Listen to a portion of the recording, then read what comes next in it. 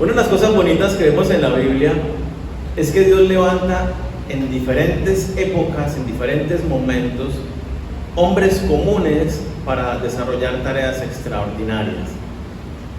Vemos a lo largo de la historia que ya sea por circunstancias ajenas a las personas, al pueblo de Dios, han venido situaciones complicadas. Otras veces las circunstancias han sido por consecuencia de la desobediencia a Dios, ¿cierto? Y algo bonito que vemos en medio de estas situaciones difíciles, de estas crisis que enfrentamos, es que cuando clamamos a Dios, cuando le decimos a Dios: Señor, me estoy ahogando, Señor, me estoy hundiendo, Señor, tengo un gigante delante de mí que me quiere destruir. El Señor, ¿qué hace? El Señor tiene sus oídos atentos a sus hijos, y vemos que siempre ha escuchado el clamor de aquellos que con un corazón arrepentido, genuino, dicen: Señor, te necesito. Señor, necesito tu mano en este momento en mi vida. Señor, necesito de tu fortaleza porque me está derrotando esta situación. ¿Y saben qué es lo más hermoso? Que el Señor responde a nuestro clamor.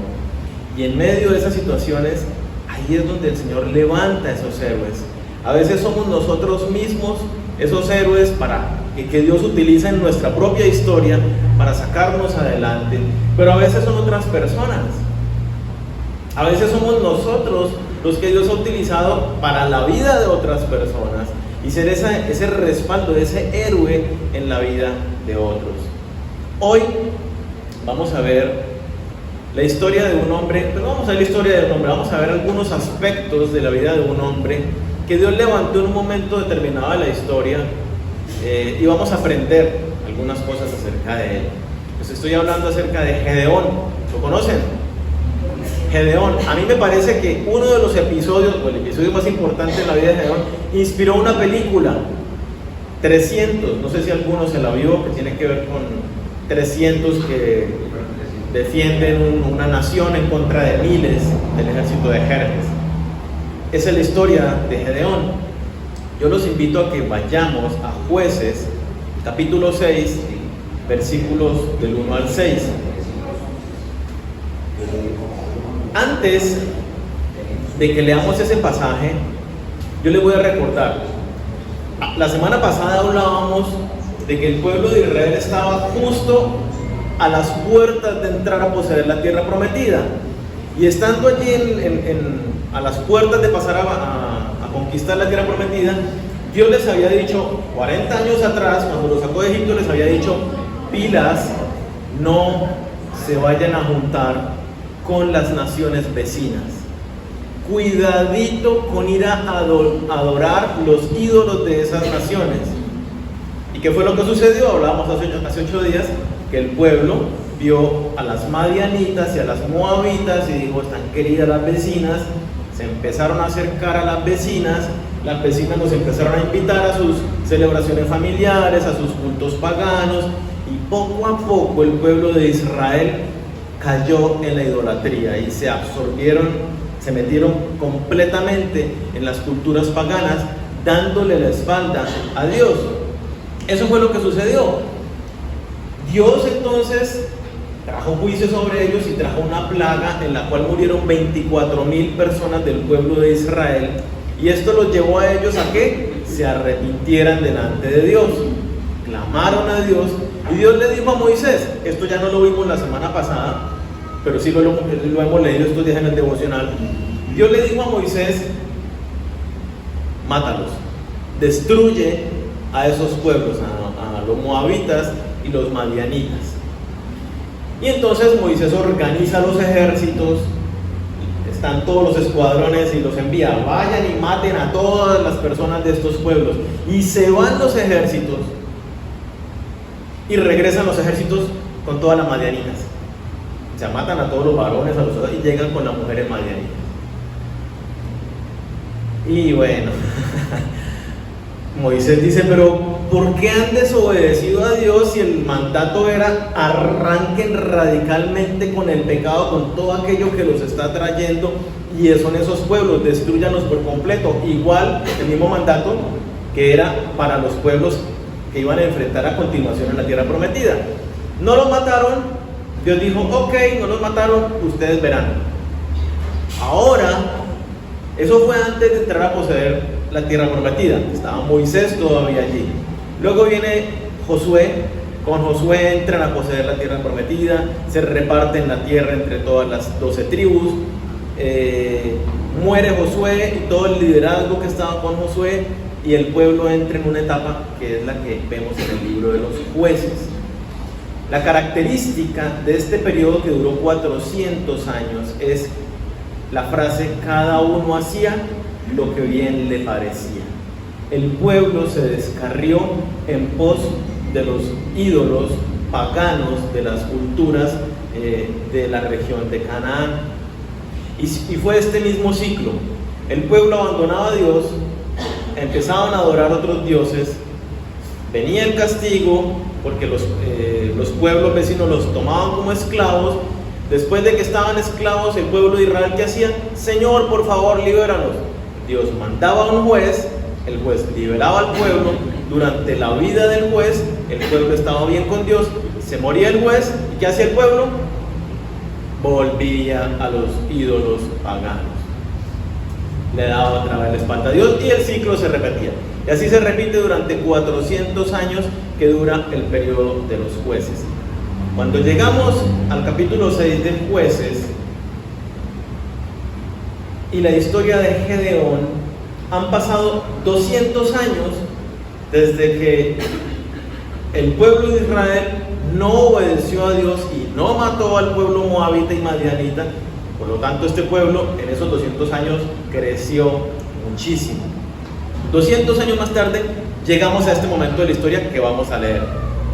Jueces 6, versículo 1 y 2. Dice: los hijos de Israel hicieron lo malo ante los ojos de Jehová, y Jehová los entregó en mano de Madián por 7 años. Madián son los madianitas de los que estamos hablando. Y la mano de Madián prevaleció contra Israel. Y los hijos de Israel, por causa de los madianitas, se hicieron cuevas en los montes y cavernas y lugares fortificados. Pues sucedía que cuando Israel había sembrado, subían los madianitas y amalecitas y los hijos del oriente contra ellos, subían y los atacaban. Y acampando contra ellos, destruían los frutos de la tierra hasta llegar a Gaza, al otro lado. Y no dejaban que comer en Israel, ni ovejas, ni bueyes, ni asnos. Porque subían ellos y sus ganados y venían con sus tiendas en grande multitud como langostas. Ellos y sus camellos eran innumerables. Así venían a la tierra para devastarla. Versículo 6. De este modo empobrecía a Israel en gran manera por causa de Madián. Y los hijos de Israel clamaron a Jehová. ¿Qué vemos aquí en este inicio de la historia de Gedeón? Vemos las consecuencias. Las consecuencias de que el pueblo desobedeció 200 años atrás, desobedecieron una orden de Dios de destruir a los madianitas, y 200 años después, los madianitas son los que los tienen sometidos. Los tienen sumergidos en una gran pobreza, dice allí. No dejaban nada que comer. Llevaban 7 años sometidos a esta situación el pueblo de Israel. Para este punto, 7 años, ya estaban ellos en una gran pobreza. Nosotros a veces pensamos y decimos: si desobedezco a Dios, no pasa nada. Si yo no evangelizo, pues no pasa nada. Si yo no me congrego, pues no pasa nada. Si yo no dejo de decir groserías o mentiras o chismes, pues no pasa nada. Y asumimos que no pasa nada. De repente no nos damos cuenta que muchas de las situaciones que puede que estemos viviendo son consecuencia de la desobediencia a Dios. Lo hablábamos la semana pasada. Dios, al que ama, disciplina. Dios es amor, pero Dios también es justicia. Y Dios se mueve en nuestras vidas. Y el hecho de que nosotros no caminemos en obediencia a Dios trae consecuencias a nuestras vidas. Por eso cuando nosotros nos acercamos a Dios, el llamado es: oye, ya no vives tú, sino que vivo yo. Todo lo que hacemos, toda nuestra vida es en Él, por Él y para Él. O sea, hay un llamado claro a enfocar nuestra vida, nuestro esfuerzo, nuestro trabajo, nuestra familia, nuestra mente, todo nuestro ser en obediencia a Dios. Cuando no lo obedecemos, ¿qué sucede? Hay consecuencias en nuestras vidas. Sencillas: usted dice una mentira, lo pillan en la mentira y ya quedó mal. Pierde la confianza de su pareja, de su jefe, de un amigo. O sea, siempre hay consecuencias por no hacer la voluntad de Dios. Que es que yo no le he compartido el evangelio a mis compañeros de trabajo, pongámosle, que pueda hacer algo en lo que alguien no esté obedeciendo a Dios. Mis compañeros de universidad, ¿sabe qué dice la palabra? Pablo dice, y basado en el Antiguo Testamento, dice: mis manos están libres de la sangre de ustedes, porque no he rehusado compartir todo el mensaje de Dios. Entendámoslo. Si Dios me ha dado a mí ya el mensaje de salvación, si yo ya tengo la salvación por medio de Jesucristo, yo me convierto, quiera o no quiera, en un embajador del reino de los cielos. Si soy discípulo de Cristo, soy enviado a llevar el mensaje de salvación a otras personas. Y si no lo hago, dice la palabra, Dios demandará de sus manos la sangre de aquellos a las que no le compartí. Si me puso en mi familia y yo no le comparto a mi familia, si me puso en un lugar de trabajo, en un lugar de estudio, y todos los días me veo con estas personas, Dios tiene un propósito contigo, y es que le lleves el evangelio a esas personas, sin lugar a dudas. Predicar el evangelio a toda criatura y de hacer discípulos en todas las naciones. Estos mandatos están por todos lados. El vivir para Él: busca primero el reino de Dios y su justicia. Cuando no lo hacemos, hay consecuencias en nuestra vida. Usted dice: a mí no me pasa nada. Rendiremos cuenta a Dios de todas las cosas. Y no solo eso, veremos personas condenándose y diremos: caramba, yo le pude haber llevado la palabra, y por temor, por vergüenza, por miedo, por inseguridad, por lo que sea, no lo hice. Por poner un ejemplo, siempre hay consecuencias de nuestros actos de desobediencia a Dios. Algo que me llama la atención de este pasaje que vemos: ¿cuánto tiempo dice que llevaban siendo esclavos, sometidos a los madianitas? Dice que llevaban 7 años. Esperaron 7 años para clamar a Dios.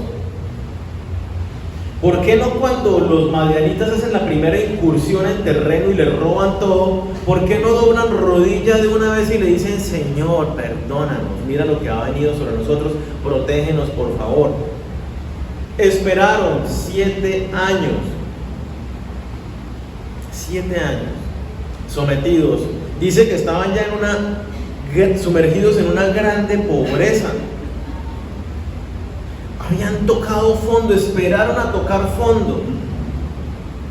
A muchas personas les pasa eso. Esperan hasta estar en lo más abajo por allá para decir, inclusive aquellos que dicen: yo no creo en Dios, cuando están en algún problema muy tenaz dicen: ayúdame, Dios. Pero ¿será eso lo que Dios quiere para nosotros? Dice el versículo 19 del capítulo 2, voy a leerlo, dice: al morir el juez, lo que yo les contaba, ellos volvían atrás y se corrompían más que sus padres, siguiendo a dioses ajenos para servirles e inclinándose delante de ellos, y no se apartaban de sus obras ni de su obstinado camino. Esto nos muestra por qué no habían buscado a Dios antes. Porque le habían dado la espalda a Dios, porque no conocían a Dios, porque no lo habían buscado, porque estaban sometidos a dioses paganos. Seguramente en esos 7 años estaban clamando a Baal, a Astarot, a todos los dioses paganos de la región. Seguramente estaban haciéndole sacrificios a esos dioses, pidiéndole que los liberaran, y no pasaba nada año tras año tras año. Corazón inclinado, corazón que le había dado un primer lugar a otras cosas que no son Dios, un corazón que se había endurecido a causa del pecado. ¿Saben qué pasa cuando una persona está en pecado y se mantiene en el pecado? Su corazón se endurece y puede decir intelectualmente: yo creo en Dios con todo mi ser, pero si se mantiene en su pecado, le rebotan las palabras de Dios. Eso de arrepentimiento y de no hagas esto, haz esto, no le da nada. La persona elige que sí hace, que no hace, es su propio Dios. Empobrecía a Israel en gran manera. Y ahí dice: los hijos de Israel clamaron a Jehová. Que no nos pase, por favor, que nosotros seamos como el pueblo de Israel en este momento, que espera hasta el momento de gran dificultad para venir a buscar, para venir a clamar a Él. Pero algo bonito vemos en medio de todo esto, y es que cuando el pueblo le había dado la espalda a Dios, estaba adorando a dioses paganos, habían incumplido el pacto que habían hecho con el Señor, pero el pueblo se arrepiente y clama a Dios. ¿Qué hace Dios? Esto es lo lindo. El Señor escucha la oración de su pueblo. Un pueblo que decía: la hemos embarrado, le dimos la espalda a Dios, nos hemos ido en pos de estos otros ídolos, perdónanos, Señor, ayúdanos. Y Dios los escucha y levanta un Salvador, un héroe en medio del pueblo. Y digo héroe porque el libro de Hebreos, capítulo 11, los menciona como héroes a estos hombres, de entre ellos a Gedeón. ¿Qué pasa cuando nosotros nos hemos alejado de Dios? ¿Qué pasa cuando nosotros hemos estado practicando el pecado y estamos distantes de Él en nuestra realidad? Dice la palabra en primera de Juan 1:9 que si confesamos nuestros pecados, Dios es fiel y justo para perdonarnos y limpiarnos de toda maldad. Cuando nosotros venimos con el corazón en la mano y le decimos: Señor, perdóname, me he alejado de ti, Señor, perdóname, he sido rebelde y me he querido ir por otros caminos distintos al que tú me estás llamando, perdóname. ¿Qué hace Dios? Dice que me perdona y me limpia de toda maldad. Él siempre está presto para restaurarnos, para levantarnos. Dice Lucas 18:7, y esto es una parábola muy linda acerca de la importancia de la oración. Dice: ¿acaso Dios no hará justicia a sus escogidos, nosotros, que claman a Él día y noche? ¿Se tardará en responderles? En esta parábola Jesús nos está enseñando acerca de la importancia de orar continuamente a Dios, de buscar a Dios, no cuando estamos en necesidad, sino todo el tiempo, estar en una relación, en una entrega, en una búsqueda de Dios. Esto fue lo que le pasó al pueblo de Israel. Clamó y Dios respondió.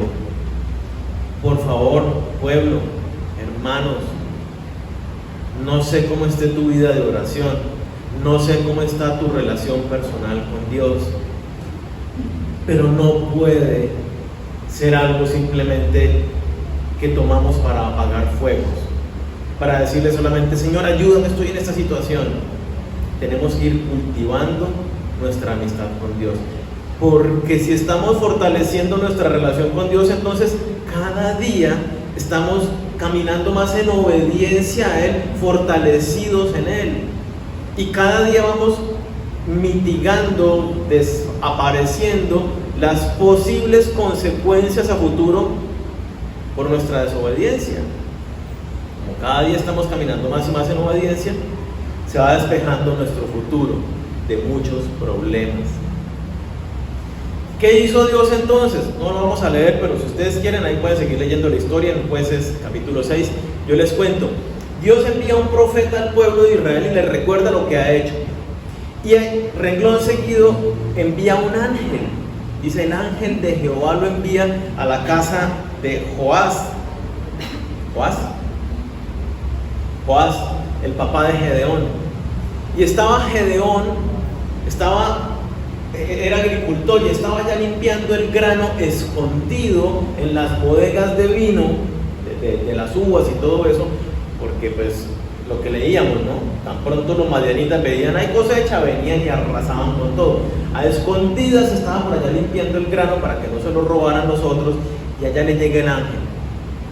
Y el ángel le dice algo muy bonito y le dice este saludo: varón esforzado y valiente, ve con esta tu fuerza y salvarás a Israel de mano de los madianitas. Varón esforzado y valiente, llama a Gedeón, que estaba escondido, ¿no? Entonces ve uno como lo chistoso del Señor. Este hombre está escondido, ya temeroso, y Dios lo llama esforzado y valiente. El Señor ve cosas que nosotros a veces no vemos. ¿Qué hace Gedeón con este llamado? El hombre está escondido limpiando el grano y se le aparece un ángel de Dios y le dice: varón esforzado y valiente, tú salvarás a Israel de mano de los madianitas. Pues este hombre vio una empresa delante de sí enorme. Dijo: yo, ¿cómo voy a liberar? ¿Cómo describe el ejército de los madianitas? Dice: como langostas innumerables. Yo, ¿cómo lo voy a hacer? Y entonces le saca excusas al Señor, ¿no? Miremos el versículo 15. Entonces le respondió: ay, Señor mío, ¿con qué salvaré yo a Israel? He aquí que mi familia es pobre en Manasés, y yo el menor en la casa de mi padre. A mí me parece lo más normal del mundo esta reacción de Gedeón. Y el hombre le está diciendo: vea, pero es que mi familia no es una familia poderosa, somos una familia súper humilde, nadie nos conoce, no tenemos ninguna influencia, yo soy el menor de la casa de mi papá. O sea, fuera el mayor, dice uno, de repente tengo un poco de influencia. Soy el menor de una familia humilde. Yo no tengo nada para hacer tu labor, Señor, no tengo nada para hacer tu obra. ¿Qué responde Dios? Versículo 16. Jehová le dijo: ciertamente yo estaré contigo y derrotarás a los madianitas como a un solo hombre. Entonces mire lo bonito, a mí me encanta. El Señor, ¿qué le dice? Yo estaré contigo, mi presencia está contigo, y tú no vas a enfrentar a un ejército innumerable como langostas. Para ti va a ser tan sencillo como enfrentarte cara a cara con un solo hombre. Te vas a enfrentar con un solo hombre y yo estoy contigo. Con estas palabras Gedeón dice: ah, bueno, así sí, me le animo. Sin embargo, y miren que esto es algo también bien interesante, ¿qué nos dice Dios a nosotros? ¿Cuál es su promesa? También tenemos una encomienda importante. Dice: por tanto, id y haced discípulos en todas las naciones. No es fácil hacer discípulos de Jesucristo. Tenemos que vencer temores y inseguridades de ir, predicarles el evangelio, dedicarles tiempo, acompañarlos en el camino de conocer y crecer en el Señor. Es una tarea importante. Pero ¿qué nos dice Jesucristo? Y he aquí, yo estoy con ustedes todos los días hasta el fin del mundo. Y el cumplimiento de esta promesa es que envía el Espíritu Santo a morar en cada uno de nosotros, para que vivamos la vida en el poder de Dios y no en nuestras propias fuerzas. Así como a Gedeón lo llamó a caminar un camino específico para liberar al pueblo de Israel, a nosotros nos llama a caminar el camino de Jesús. Y nos dice: no es en tus fuerzas. Ay, pero es que dejar este vicio es algo muy fuerte, muy grande, yo no puedo lograrlo. No es en tus fuerzas, yo estoy contigo, yo te doy mi Espíritu Santo. Ay, pero es que tomar esta decisión en obediencia al Señor implica renunciar a esto otro que disfruto mucho. No es en tus fuerzas, yo estoy contigo y yo te doy mi Espíritu Santo para que lo hagas en mi poder.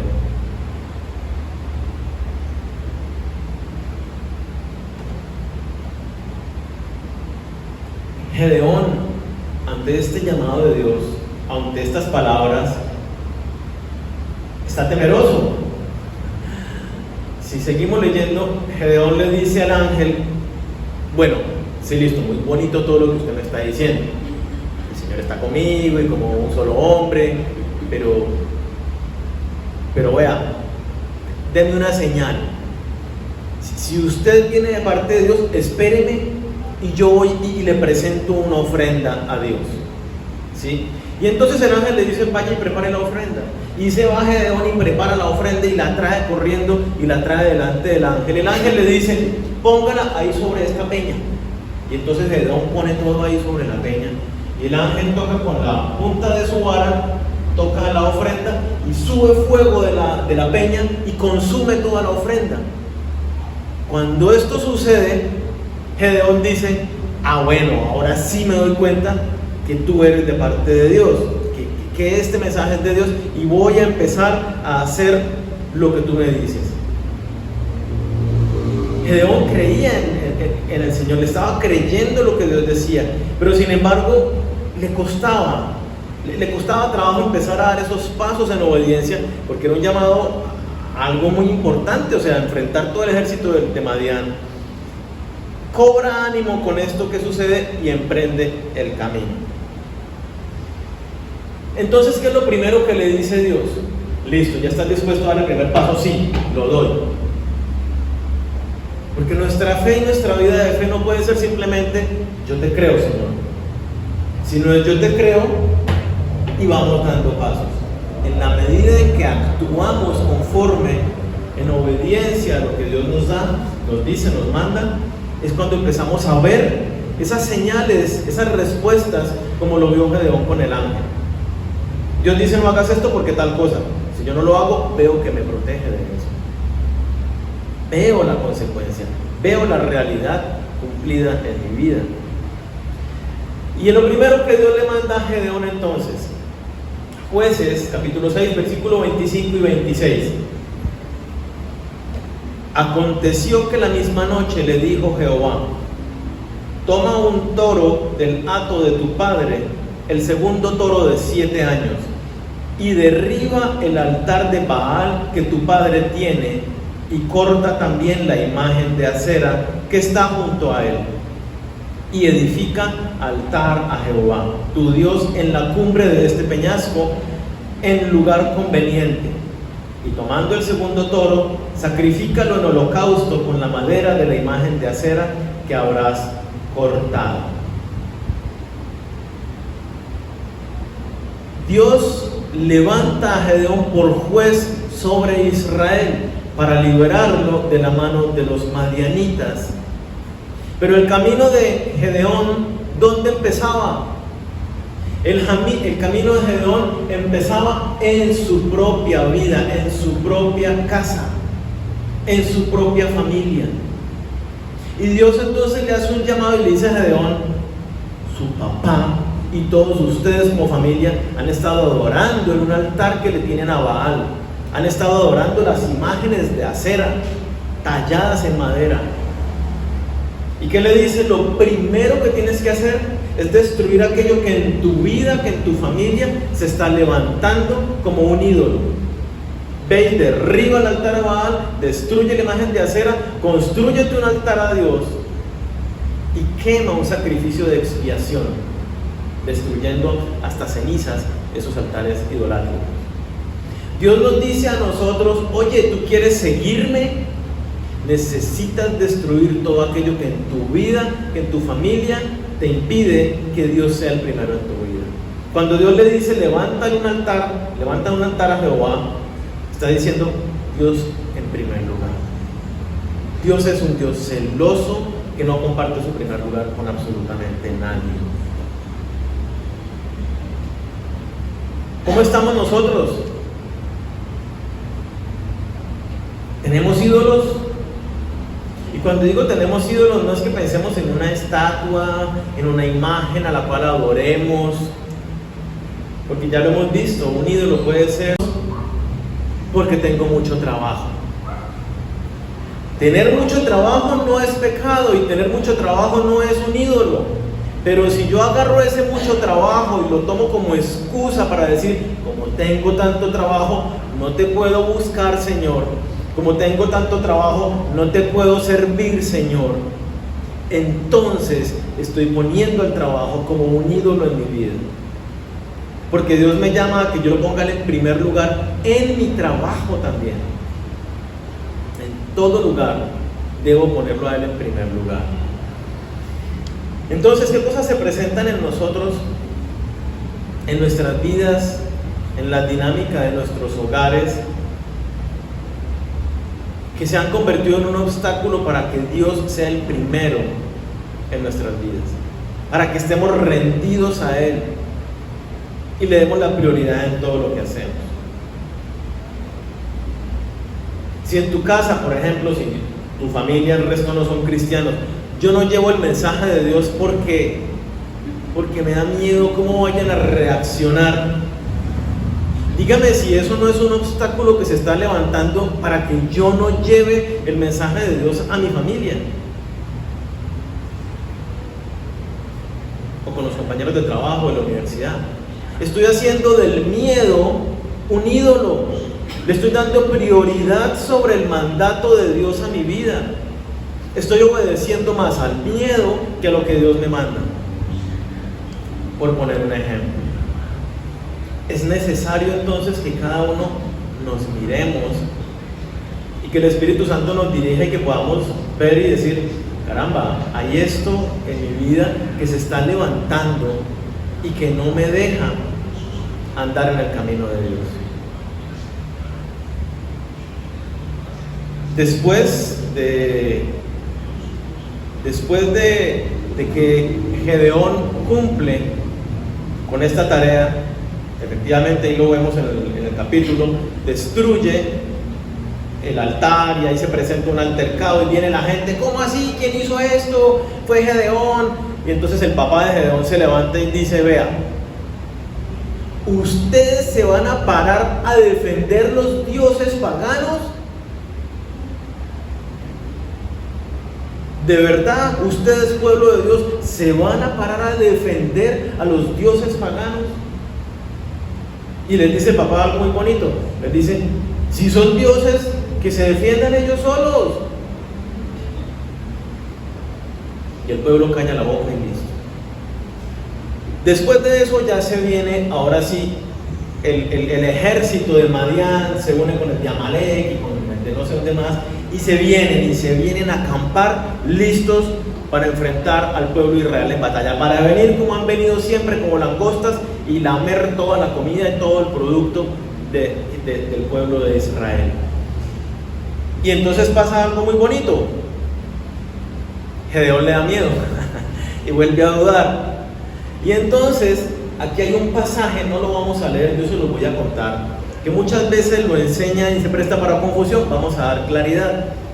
Gedeón le dice a Dios, si tú has de entregar al pueblo de Madián en mi mano, te pido por favor que me des una señal. Y entonces le dice, yo voy a poner, lo pongo en mis palabras, voy a poner para que entendamos, voy a poner una mota de algodón sobre el pasto y mañana va a estar mojado el pasto y seca la mota de algodón. De esa manera sabré que efectivamente tú me vas a entregar al ejército enemigo en mis manos. Se levanta Gedeón, va y mira el pasto emparamado y la mota de algodón seca. Entonces dice, wow, sí, Señor. Bueno, Señor, no te enojes contra mí si te pido una segunda señal. Por favor, tenme un poquito de misericordia, de paciencia. Voy a poner otra mota de algodón en el pasto, pero esta vez que mañana la mota de algodón aparezca mojada y el pasto seco. Se la invirtió, ¿no? Y entonces al otro día amanece y se va Gedeón y el pasto está seco y la mota de algodón emparamada. Ahí Gedeón dice: no, o sea, ahora sí ya no tengo la menor duda, ahora sí fue, esto es algo totalmente sobrenatural, y me lanzo contra el ejército de Madián. Quiero dar claridad. Esto lo enseña muchas veces para decirle: pídele señales a Dios y que Él te muestre y no sé qué. Tenemos que entender algo. Gedeón no conocía a Dios. Acordemos lo que leíamos. Ellos le habían dado la espalda a Gedeón y no conocía a Dios. No sabía quién era. De oídas había escuchado que Dios había hecho esto y lo otro, pero él hasta ahora lo estaba conociendo. Era como cuando nosotros recién conocemos a Dios. Los años que usted lleve o las semanas que usted lleve, apenas estaba conociendo a Dios, por lo tanto deja de hacer tal cosa. Uy, pero de verdad eso es malo. Está uno como con sus dudas, como que sí lo hago. Y lo que le estaba diciendo a Gedeón no era simplemente module su vocabulario, sino que le estaba diciendo: enfréntese a un ejército innumerable como langostas. Era algo muy difícil. Y entonces Gedeón, en su inmadurez espiritual, le dice a Dios: Señor, verdaderamente yo creo, pero no te conozco lo suficiente, ¿sí? Permíteme conocerte. Y entonces el Señor, con gracia y misericordia en la vida de Gedeón, le concede estas señales. Probablemente algunos de ustedes han experimentado esta misma gracia de parte de Dios cuando les ha dado alguna señal en su vida. Pero tal vez ustedes ya maduraron y sucede que ya no hay más respuesta por medio de señales. ¿Por qué? Porque Dios ya se mostró, porque usted ya lo ha visto su poder actuando en su vida. Y entonces Dios le dice: ya no, tú ya sabes, tú ya me has visto moverme en tu vida. Obedece, aprópiate de mi palabra, de mis promesas, y ya no me estés pidiendo señales, porque no te las voy a dar. Hay muchas personas ya maduros en la fe y todavía están movidos por sus emociones pidiéndole señales a Dios. No funciona de esa manera. Cuando uno ya ha madurado, el Señor ya se ha manifestado múltiples veces en la vida de un cristiano que está caminando derecho con Él, pero muchas veces, de múltiples maneras. No tenemos la menor duda de: Señor, tú lo dices, listo, así es, o sea, no hay vuelta atrás.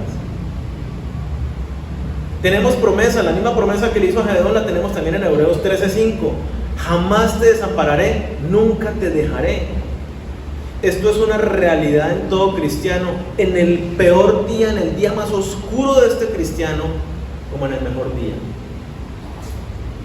La palabra de Dios se cumple, es verdadera, Dios es fiel, y en el caminar nuestro nos hemos ido dando cuentas.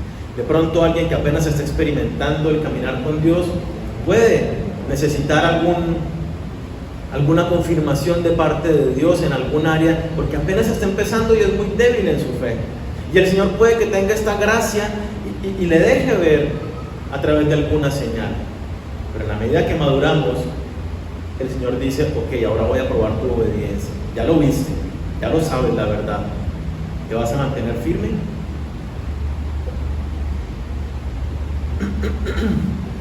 Entonces, apropiémonos de las verdades del Señor. ¿Hay alguna promesa que te ha faltado apropiarte de parte de Dios y por eso estás ahí como cojeando, como que no te has animado a dar el paso? Hay que creerle al Señor.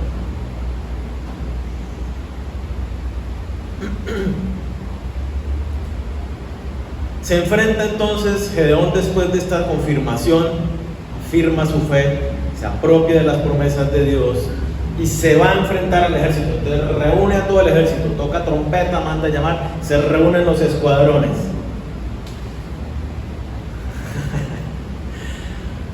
Veamos por favor capítulo 7, versículo del 1 al 7, ¿no? Entonces Gedeón dice: listo, está el ejército convocado, vamos a enfrentar al Señor. Y miren lo que leí con las que le sale el Señor.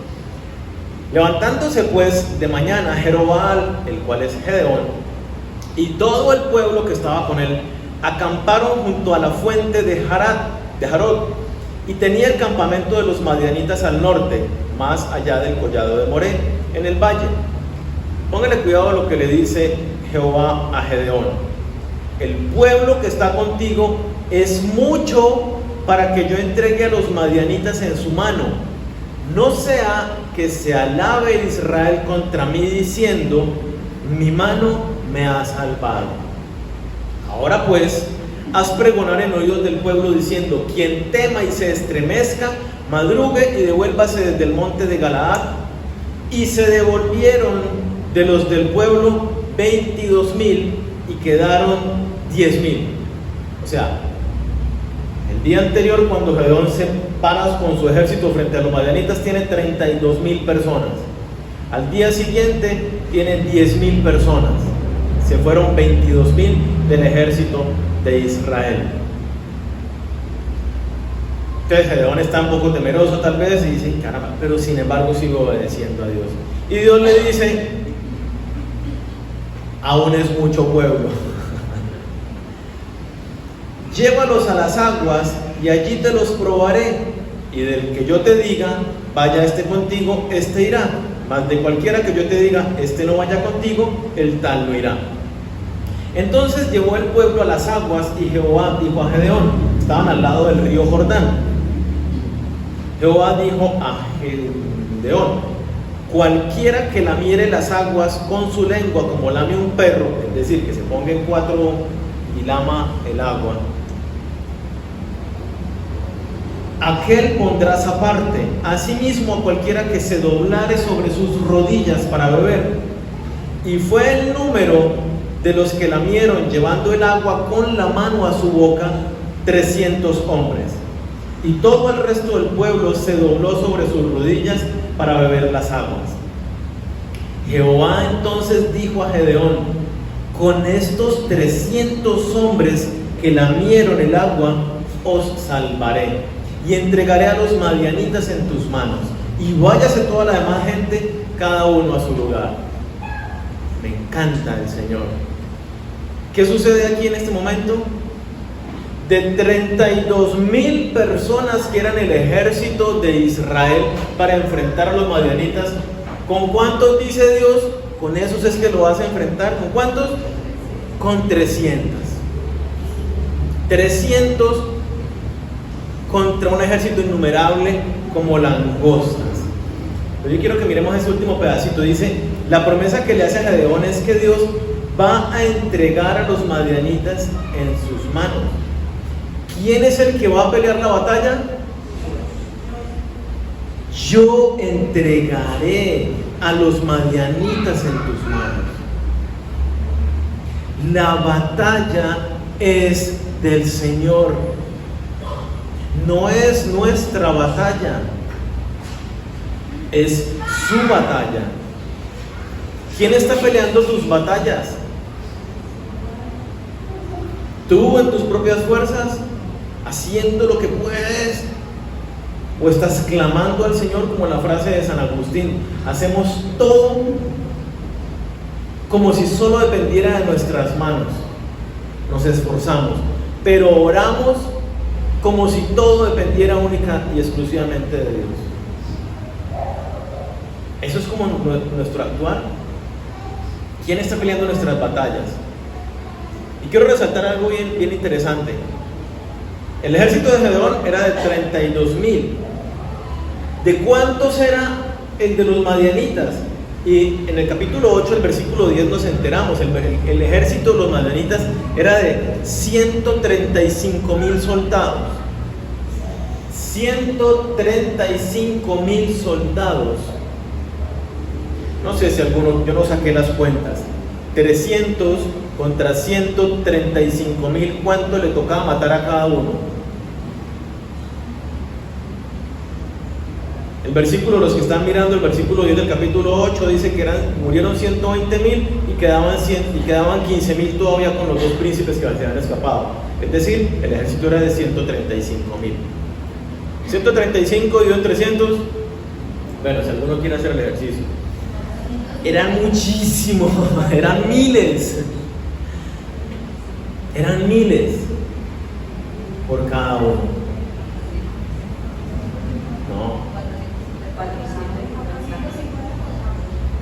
135,000 dividido en 300.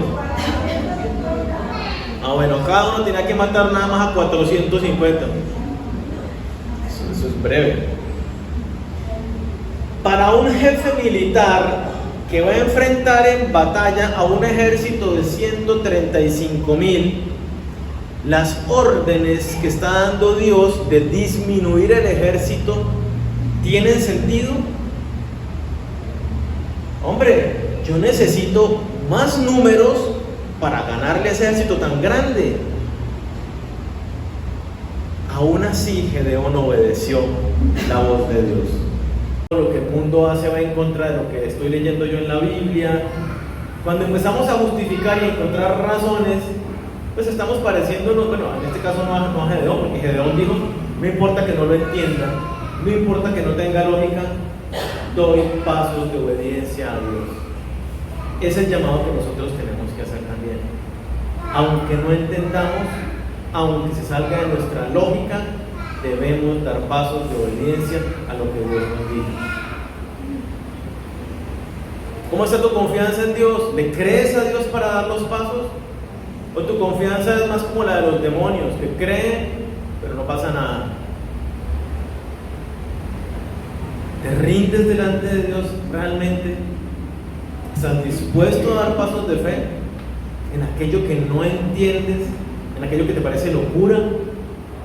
Dice la palabra de Dios, escogió la locura del Evangelio para traer la salvación, no la sabiduría de los entendidos. Por ahí no llegan a Dios. Entonces, ¿estamos creyéndole a Dios y confiando en Él para dar nuestros pasos de obediencia? Y esto nos lleva a otro aspecto bien importante. Dios le dice a Gedeón, reduzca su ejército. ¿Y cuál es la frase que dice? No vaya a ser que el pueblo se alabe contra mí, diciendo, por mi propia fuerza, por nuestro ejército numeroso, fue que los vencimos. 32,000 contra 135,000, no se me tocaba matar a 4 personas, pongámosle que es más alcanzable.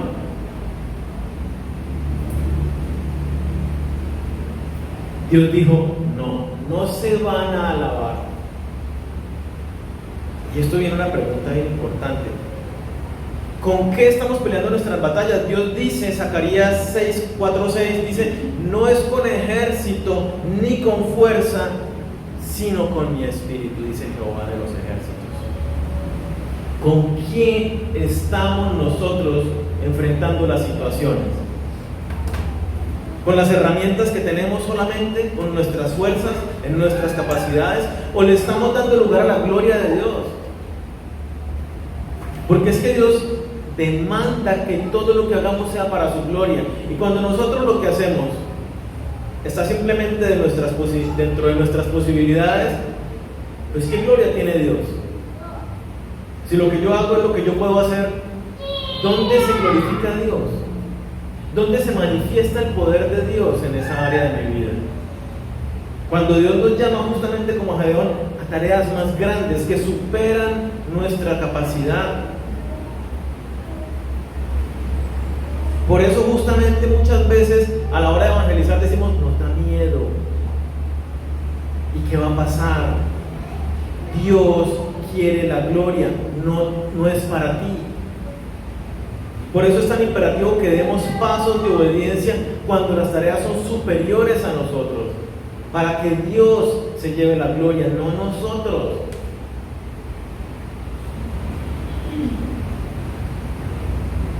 ¿Damos nosotros pasos de obediencia a Dios para glorificarlo a Él?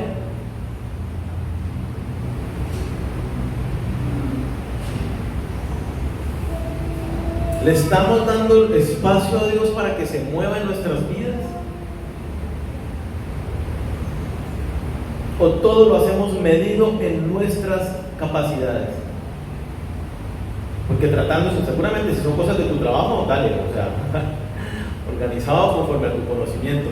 Pero cuando es en el servicio al Señor y el buscar su reino y el obedecer lo que Él nos manda en todas las áreas de la vida, en la familia, en el trabajo, en mi carácter, en donde sea, es en el Espíritu de Dios, no es con fuerza ni con ejército. Debemos darle lugar a la gloria de Dios. Y por último, si bien es cierto que la gloria es para Dios, en este caso lo vemos muy bonito, no lo leímos, pero les adelanto, les cuento la historia, si quieren síganlo leyendo. Destruyen a todos los 135,000 amalecitas, ya todavía los amalecitas y los que estaban con ellos. Todos ellos son derrotados. Dios los entrega en mano de Gedeón y la gloria es para Dios. Cuando atacan, gritan por Jehová y por Gedeón. Lanzan el ataque en el nombre de Dios y por Gedeón que nos está comandando. Y Dios destruye a todo el pueblo de Madián. Dios pelea la batalla y le da la victoria y libera al pueblo de Israel. Si bien la batalla es de Dios y es en el Espíritu, ¿qué se necesitó? Hubo un ejército de 300 soldados. Si Dios peleó la batalla, la peleó a través de ellos. Dios llama y necesita soldados. La palabra nos habla en el Nuevo Testamento que somos soldados de Jesucristo. Y nuestras armas no son carnales, sino poderosas en Dios. Lo que estamos viendo en el Espíritu. Estos hombres, 300, fueron usados por Dios para cumplir su propósito y su nombre fuera glorificado. Viene la pregunta: ¿qué es el llamado para nosotros, el pueblo de Dios? Tú estás clamándole a Dios: Señor, yo quiero ser como uno de estos 300. Yo quiero ser un soldado en tus manos, que tú me uses para tu gloria, para cumplir tus propósitos en este tiempo, en el lugar donde me has establecido. O estoy buscando ser más bien como uno de los 22,000 que les dio miedo al comienzo y dijeron: no, yo mejor no. Porque Dios nos llama a glorificarse en nosotros, a que seamos esos héroes como lo fue Gedeón y estos 300 valientes. Que seamos nosotros esas personas que se paran en medio de una sociedad que todo lo que habla lo habla en contra de las verdades de Dios, y que nos mantengamos firmes en la palabra de Dios y estemos hablando el evangelio a otras personas, que estemos haciendo la obra en nuestra casa, en nuestro trabajo, en nuestra universidad, en todo lugar donde Dios nos ha puesto. ¿Es tu oración ser un soldado de Jesús? Dios levanta héroes en medio de cualquier circunstancia. Tú eres llamado para ser el héroe que va a traer el mensaje de salvación a algunas o muchas personas. ¿Estás dispuesto a hacerlo? No es en tus fuerzas, no es en tus capacidades, en tu gran intelecto y gran conocimiento de la teología. Es en rendición al Señor, en obediencia a Dios.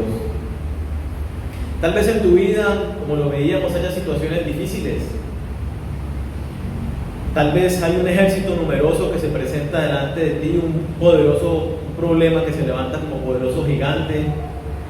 Alguna situación que tal vez te cuesta trabajo enfrentar, que no sabes cómo enfrentarlo porque la miras y dices: yo sé que pierdo ante esta situación.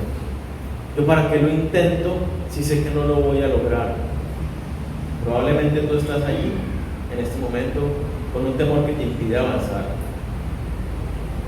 Dios te dice: derriba en primer lugar todo aquello en tu vida que se esté levantando y te impida avanzar.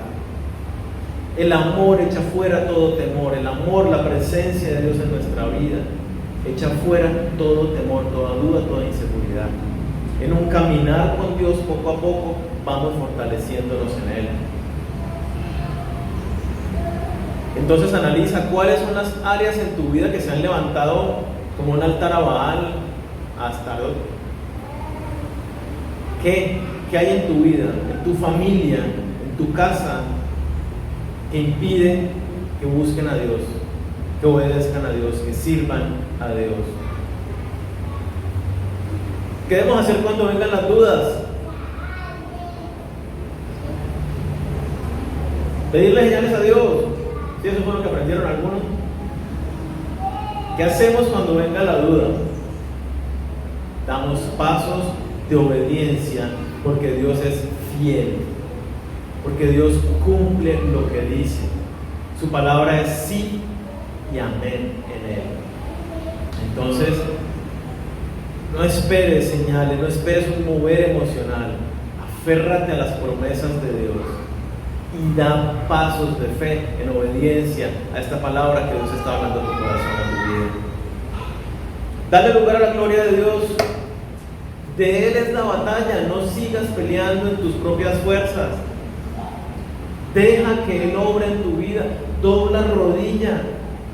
Que no te pase como al pueblo de Israel, que solamente en la gran necesidad vienes a buscarlo, que todos los días estés cultivando una relación con Dios, que cuando aparezca cualquier cosita que se va levantando como un problema, inmediatamente tú estás ahí con el Señor atendiendo eso, poniéndolo en sus manos.